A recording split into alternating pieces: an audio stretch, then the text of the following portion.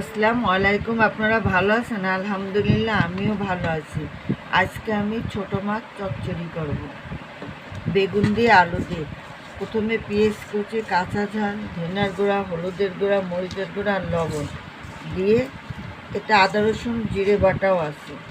এবার এটা ভালো করে আমি মেখে নিয়েছি। এবার আমি এর ভিতরে বেগুন আর আলু দিয়ে দেবো। দিয়ে আমি এটাকে মেখে নেব, একটু মেখে নিয়ে ছোটো মাছ দিয়ে চচ্চড়ি করব। আমি এইভাবে ছোটো মাছ চচ্চড়ি করি। আপনারা যে যেখান থেকে যত দূর থেকে দেখছেন, লাইক কমেন্ট শেয়ার করবেন। কে কে আমার মতন এই ছোটো মাছ পছন্দ আমাকে কমেন্টে জানিয়ে দেবেন। আপনারা সবাই ভালো থাকেন, সুস্থ থাকেন। রান্নাটা হয়ে গেলে আমি আপনাদেরকে দেখিয়ে দেব। এবার আমি ছোটো মাছটা দিয়ে দিলাম।